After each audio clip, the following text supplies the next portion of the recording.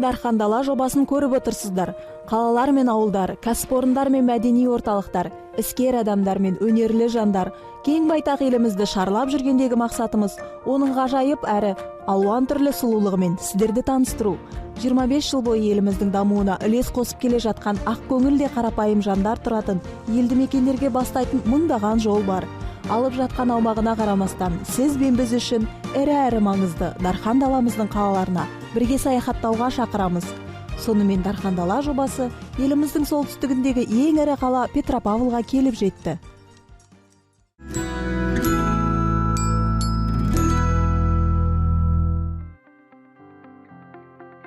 Көптеген дереккөздер 1752 жылы қаланың негізі салынғанын айтады. Дәл сол уақытта Әулие Петр қамалының іргетасы қаланған екен. Сондай-ақ ел аузында елді мекеннің Қызылжар атауы сақталған.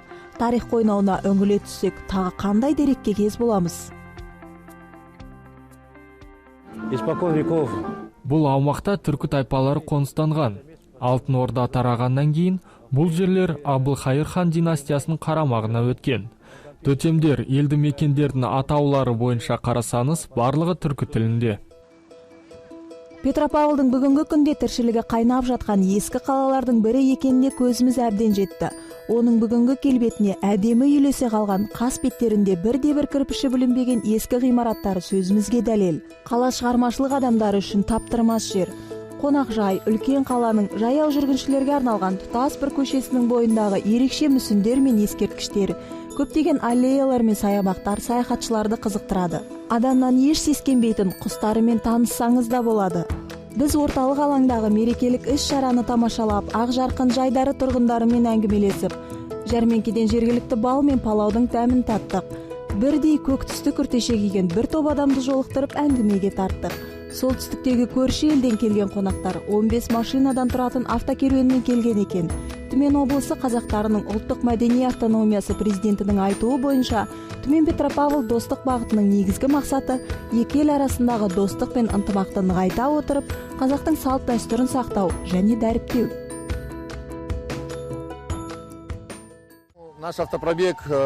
Бұл идеяны осы жылы ғана іске асыра бастадық.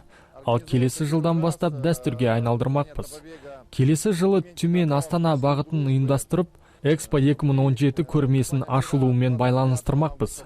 Мақсатымыз оны ресейліктер арасында насихаттау, осы халықаралық деңгейдегі ірі жобаға назар аударту. Россия, Казахстан, дружба навека!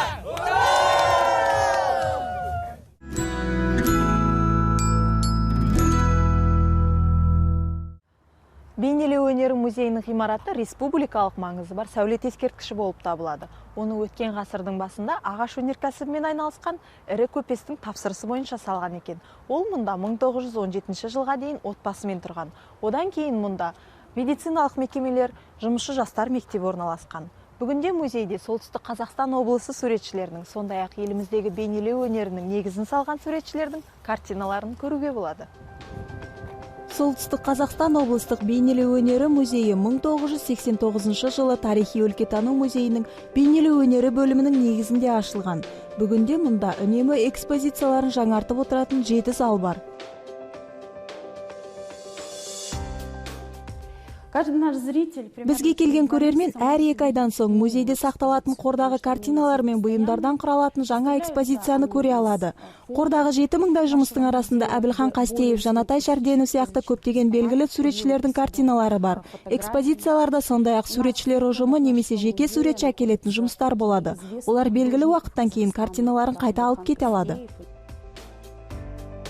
Музейде мәдени көркем сурет кештері өтетін зал бар. Мұнда арнайы шақырылған музыканттар рояльда ойнаса, поэзия сүйушілер өлең оқып, бір-бірімен пікір алмасып шеберлік шыңдайды.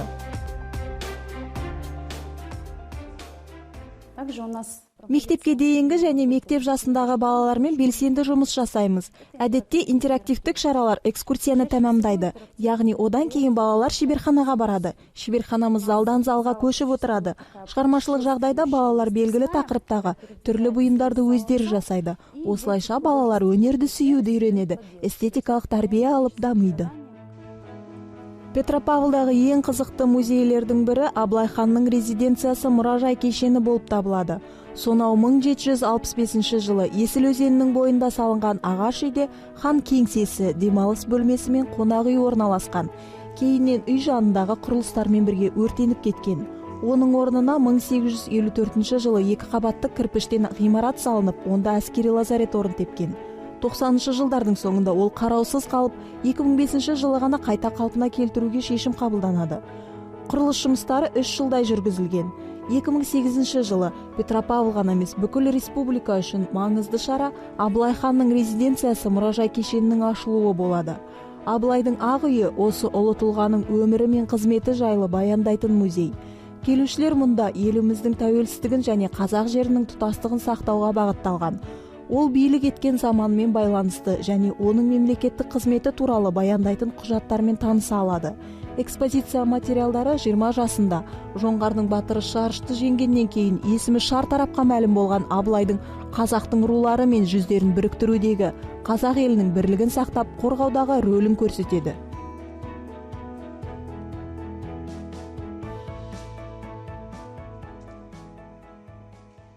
Барлығы біздің резиденциямызда 4 зал. Бірінші зал ол Абылай хан 1711-1770 жылдар аралығында өмір сүрген кезеңіне баяндалады. Екінші зал ол Абылай ханның тынығу залы. Үшінші зал осы біздің тұрған тақ залы, және де 4-ші зал Абылай ханның 1771-1780 жылдар аралығында өмір сүрген кезеңіне баяндалатын зал. Яғни мемлекеттік қайраткер ретінде танылған зал болып есептеледі. Петропавлдағы Абылай хан резиденциясының есігі келушілерге айқара ашық. Тарихын тануға ниеттілерге әрине бұл тамаша мүмкіндік. Бір қуанарлық жай, кешенге оқушылар жиі келеді екен. Бізге мектеп оқушылары, біздің мұражайға студенттер, тұрғындар, қала қонақтары келеді бізге, және де әрине шет елдерден қонақтар келіп жатады.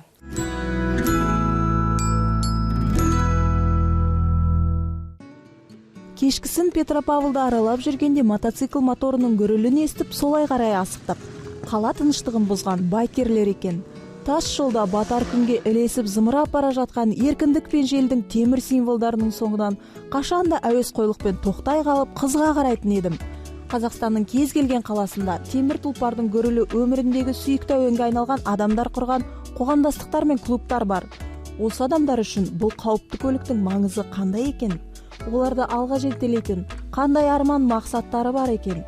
Бұл туралы солтүстік Қазақстанды шарлап жүрген 30 шақты мүдделес адам жиналған Петропавлдағы Райдер чат тәуелсіз қоғамдастығының жігіттерінен сұрап білдік. Белгілі бір жиналатын жеріміз жоқ. Қаладағы адам аз жүретін, немесе керісінше көп жиналатын жерде әдейі көрініп қалу үшін таңдаймыз. Салауатты өмір салтын ұстанамыз. Ешқайсымыз шылым шекпейміз, алкоголь татып алмаймыз. Өйткені мотоцикл ешқандай қателікті кешірмейді. Спорт, белсенді демалысты насихаттаймыз.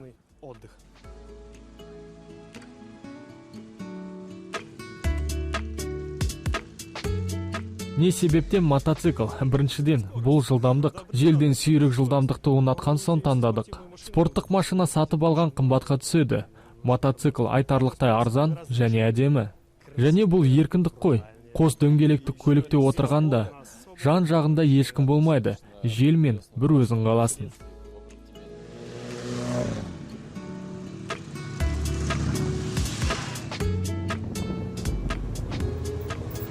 Бүгін еліміздің солтүстігіндегі ең ірі қаланың мәдени өмірімен таныстық. Ал қазір кешкі Петропавлды араламақпыз. Сонымен келесі аптада жүздескенше аман сау болыңыздар.